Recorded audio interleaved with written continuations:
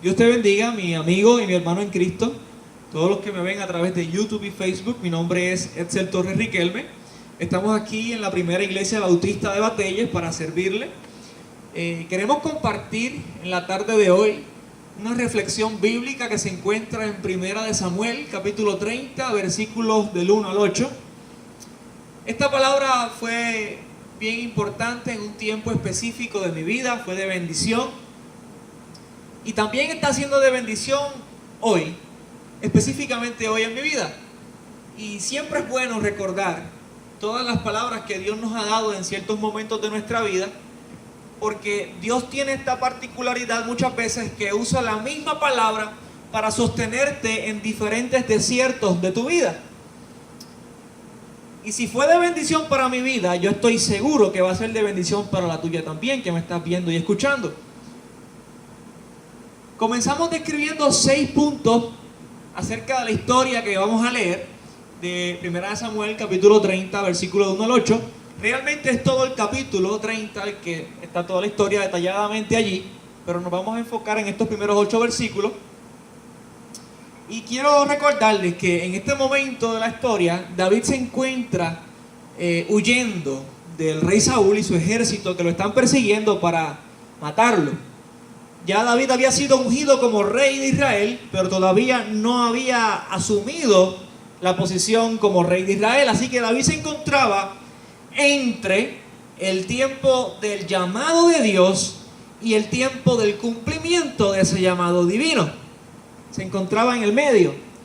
Ya había sido ungido como rey de Israel por el profeta Samuel, pero todavía no se había materializado esas palabras proféticas de parte de Dios a través del profeta Samuel. David desobedece a Dios. Escuchen cómo empieza la cosa. Desobedece a Dios porque se cansa de estar huyendo de Saúl y sale por su propia cuenta, decide salir a una tierra filistea llamada Siclag. El gobernante de esta tierra le concedió estar en ese territorio y vivir allí. Él con sus 600 soldados, sus esposas y todos los hijos e hijas de todos ellos. En una de sus salidas militares, un grupo de terroristas de la época llegan a Siclag, que Siclag es el lugar donde acampaba David con sus 600 soldados, esposas e hijos, para robar todas sus pertenencias, secuestrar a todas las esposas de todos ellos y a sus hijos e hijas. Oigan esto. Finalmente, estos terroristas no se conforman con robar sus pertenencias ni secuestrar a todas sus mujeres e hijos e hijas, sino que también deciden incendiar el lugar. Deciden incendiar Siclag. De allí el nombre de las ruinas de Siclag. Cuando David regresa con todos sus soldados, sus hombres, encuentran sus casas hechas cenizas y no encuentran a sus esposas ni a sus hijos. Por lo cual David y sus 600 guerreros, imaginen la escena, lloran desconsoladamente hasta ya no tener fuerzas. Imaginen la escena. 600 hombres fuertes, altos, robustos, hombres de guerra, llorando todos al mismo tiempo como bebitos hasta ya no tener más fuerzas para llorar, incluyendo a David en esto. David, luego de llorar amargamente, como dice el texto, decide levantarse, pide que le traigan un efod para consultar a Dios lo que debía hacer en este momento. Es bien importante que en este momento de crisis nadie sabe qué hacer. Los soldados, imagínense lo que pudieron haber estado pensando los soldados. ¿Y ahora qué? ¿Qué vamos a hacer ahora? David nos trajo hasta aquí y ahora el plan se derrumbó. Nos robaron todas nuestras pertenencias, secuestraron a todas nuestras esposas y a todos nuestros hijos. Me imagino yo que ellos hubieran podido pensar que los mataron. Ellos simplemente lo que saben es que no los están viendo allí, a sus esposas y a sus hijos, pero no saben qué hicieron con sus vidas, ¿no? Así que imaginen todo lo que puede correr por la mente de los soldados. Inclusive el texto nos dice que hasta pensaron en apedrear a David. Oigan esto. Cuando David decide levantarse luego de llorar amargamente con los soldados, pide que le traigan el efod, como ya bien dije, para consultar a Dios lo que debía hacer. Luego de esto, David recibe instrucciones de Dios para ir tras estos terroristas y Dios le da garantías a David de que van a poder encontrar con vida a sus esposas e hijos. Es entonces que David se arma de valor, reúne a los soldados a su cargo para comunicarles el plan que están por ejecutar. Imaginen un líder cómo se debe sentir emocionalmente hablando, mentalmente hablando, espiritualmente hablando, porque David sabía, conocía a Dios. David sabía que todo esto posiblemente había sido producto de la desobediencia, de haber abandonado el lugar donde vivía, porque no pudo aguantar la presión que estaba ejerciendo Saúl sobre su vida al querer matarlo, y él sentía ya que no podía seguir huyendo, que no le daban las fuerzas para poder resistir. Decide entonces retirarse de la tierra donde él vivía para acampar en esta tierra de paganos. Estos paganos, me refiero a los filisteos.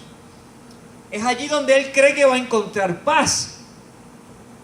Sin embargo, es allí donde se le vira la tortilla y en vez de encontrar paz, él encuentra más problemas de los que tenía allá en su tierra.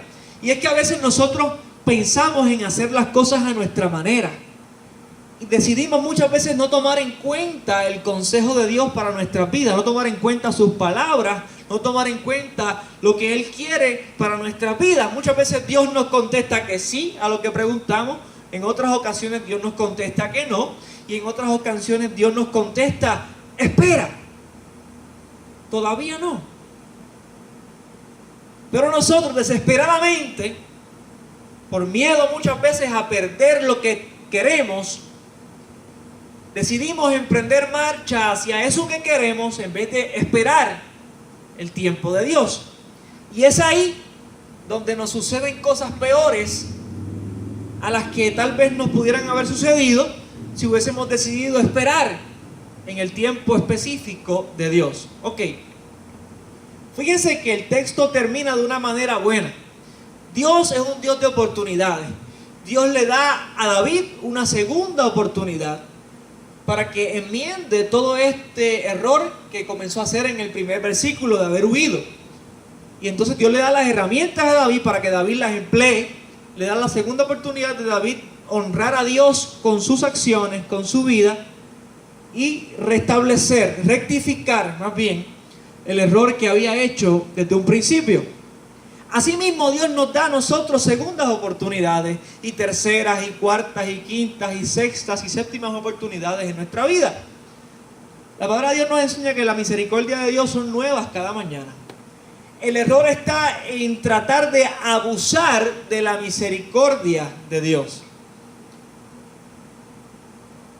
Dios conoce nuestras vidas, Dios conoce nuestras debilidades, Dios conoce el ambiente que nos rodea.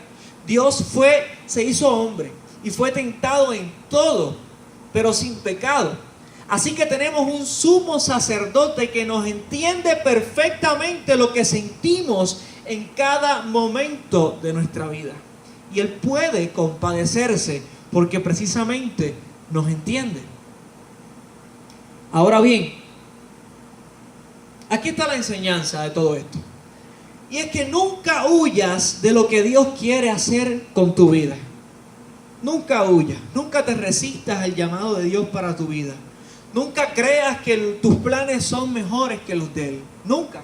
Es una mentira, es una falacia, es un cuento de camino. Porque sus pensamientos son más altos que los vuestros, dice su palabra. Tienes dos maneras de llegar al propósito de Dios para tu vida: a las buenas o a las malas, pero vas a llegar. Es como un niño que decide obedecer a su padre tranquilo, agarrado de la mano de su padre, y otro que decide hacer una pataleta y que el papá, reconociendo que el edificio se está incendiando, lo agarra por el brazo fuertemente y le da un jalón para salvarlo del fuego del edificio. Y fíjense que terminó el niño llegando como quiera al lugar de seguridad que Dios tenía preparado para él. La diferencia es cómo queremos llegar nosotros al destino profético para nuestras vidas. La segunda enseñanza. Está bien llorar cuando sientas que no puedes más. Pero lo que no puedes es quedarte en el piso llorando. Tienes que levantarte para orar a Dios. Oigan esto con atención. Está bien llorar cuando sientas que no puedes más. Pero lo que no está permitido es permanecer en el piso llorando. Tienes que levantarte y orar a Dios. Hay una canción bien famosa que canta Juan Paileni con Isabel Valdés y Marco Yaroide. El título creo que es Tu milagro vendrá, algo así, no me acuerdo muy bien honestamente. Pero en una parte que canta Isabel Valdés en la canción, ella dice, cuéntale a Dios, cuéntale tu dolor, háblale en oración, confiésale que solo en Él has puesto toda tu fe. Y te quiero recordar que Dios siempre ha tenido el control de tu vida. Desde antes que tú vinieras a sus caminos, ya Él te estaba preservando para ese encuentro maravilloso que tuvo contigo, y Él ha prometido estar contigo todos los días hasta el fin del mundo. Así que no tienes por qué temer. Dios quiere que tú le hables, Dios quiere que tú le cuentes tu dolor, Dios quiere que tú le digas a Él cuánto tú lo necesitas en este momento crítico de tu vida. Todos los días también, claro está. Pero Dios quiere que tú le digas en estos momentos a Él y solamente a Él que lo necesitas, así como el aire, así como los pulmones necesitan el aire, el oxígeno para poder respirar. Así como tu cuerpo necesita el agua y el alimento, Dios quiere que tú le digas, que tú lo enamores, que tú le digas, mi Dios, mi Rey, ¿a quién iré sino a ti, Señor? ¿En dónde encontraré esperanza de vida sino en ti? Dios está esperando que tú vayas a Él, arregles cuentas con Él, le digas, Señor, es verdad, cometí este error, pequé en esta área, no me dejé llevar por las instrucciones divinas en esta área y me dejé conducir por mi naturaleza pecaminosa. Pero mira, estoy aquí reconociendo que lo hice mal, reconociendo que te necesito, reconociendo que necesito tu perdón, reconociendo que necesito tus fuerzas para seguir, que sin ti no puedo hacer nada, que no puedo dar ni siquiera un paso más sin ti.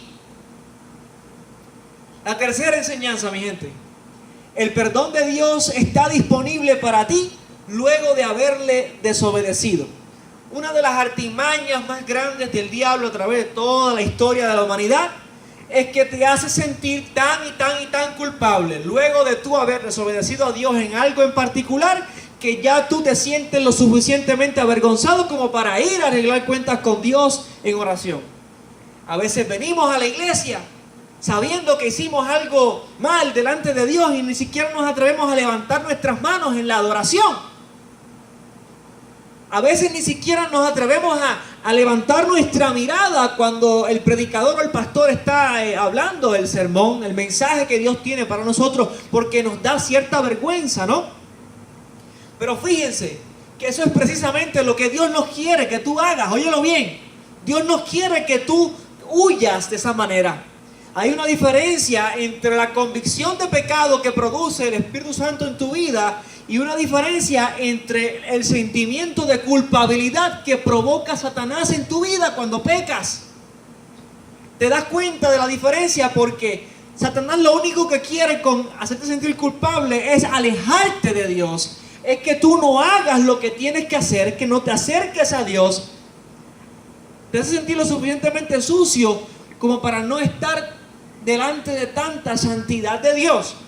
Ahora, la convicción de pecado que produce el Espíritu en tu vida es una convicción que lo que produce es, sí, dolor por el pecado, dolor por la transgresión, dolor por el error que cometiste, pero produce arrepentimiento para con Dios. Y este arrepentimiento lo que significa es un cambio de mentalidad, un cambio de mente que se refleja luego en un cambio de conducta. Arrepentimiento es un giro de 180 grados, donde ya no voy a conducirme en la dirección opuesta a Dios. Ahora voy a girar 180 grados y voy a conducirme en dirección a Dios. Eso es arrepentimiento. Y eso es lo que el Espíritu te conduce a hacer en estos momentos que le desobedece. Porque hello, aquí ninguno es santito, aquí ninguno tiene alas, aquí ninguno tiene aureolas sobre sus cabezas, ni tienen vestiduras blancas y somos impecables. No, todos nosotros pecamos a diario, no tengo que convencer a nadie de esto. Todos ustedes lo saben, al igual que yo lo sé. Los ministros de Dios, los pastores, los predicadores, los maestros de escuela bíblica, los diáconos, los ujieres, los servidores, ninguno somos perfectos. Ninguno. Todos cometemos errores, todos fallamos, todos pecamos, ¿ok? Y Dios se complace en usar los vasos de barro imperfectos para llevar a cabo sus propósitos gloriosos en la iglesia y en el mundo. Dios se complace en esto. Dios lo sabe. Aquí la diferencia estriba en no abusar de la misericordia de Dios. De hecho, una persona que abusa de la misericordia de Dios voluntariamente, con esto demuestra que no tiene al Espíritu de Dios dentro de su vida. Porque nadie que pueda entender el sacrificio de Cristo en la cruz del Calvario, tan grande e invaluable sacrificio, nadie que verdaderamente haya tenido un encuentro con Cristo puede pisotear la sangre de Cristo y tenerla en poco, como poca cosa. Así que nosotros los cristianos sí pecamos, pero la diferencia estriba en que ponemos todo nuestro empeño en buscar la presencia de Dios en nuestra vida para obtener ese perdón a diario de Dios, aceptarlo por fe, que Dios nos perdona, a entregarle a Él nuestra culpa de ese pecado que produce el pecado produce culpa, y luego decidir empeñarnos con todas nuestras fuerzas en caminar en pos del llamado de Dios para nuestra vida. Y la cuarta y final enseñanza dice así: y finalmente no pierdas el tiempo, camina a tu destino profético en Dios. Él se encargará de abrir camino donde no lo hay, y tú le alabarás por su gran misericordia. Oigan esto, finalmente no pierdas el tiempo. No es tiempo para perder, no hay tiempo para perder, no es tiempo de perder el tiempo, eso se acabó. Una vez oras y recibes fuerzas en medio de la crisis, tienes que emprender marcha. Tienes que entender una cosa: si tú no caminas en pos de lo que Dios te dijo que hagas, no se va a abrir el mar. Óyelo bien, si no caminas en la dirección que Dios te trazó, el mar no se va a abrir. Dios no te va a abrir el mar para que tú veas el mar abierto y entonces tú camines. Si Dios hiciera eso, ¿para qué fuera necesaria la fe? Dime, ¿para qué? ¿Para qué necesito fe si estoy viendo el mar abrirse antes de que yo transite por él? Dios se complace en mantener el mar cerrado para que cuando tú decidas honrarle con tu fe y emprender marcha, aunque veas el mar cerrado, cuando tú pones el pie en ese mar, entonces Dios honra a los que le honran. Y Dios honra y bendice tu fe. No porque tú decidiste hacer las cosas. No. Es porque su naturaleza es buena. Dios es bueno. Dios en su naturaleza ha decidido bendecir a los que lo bendicen a Él. Ha decidido honrar a los que le honran. Y cuando Él ve a alguien que tiene fe, y la fe, hemos dicho en otras ocasiones que la fe es activa, no es pasiva. O sea, la fe se mueve. La fe camina, la fe no se queda quieta en una silla llorando. La fe, cuando terminas de llorar, la fe entonces toma papel en tu vida y te impulsa a caminar, aunque tú no veas nada humanamente hablando. Y es allí donde Dios decide abrir el mar. Decide honrar tu fe, decide honrar a los que le honran, para que tú entonces puedas caminar por ese camino que Dios trazó para ti. Y es bien importante, cuando estemos caminando por ese camino que Dios va a abrir, es bien importante alabar a Dios por su gran misericordia.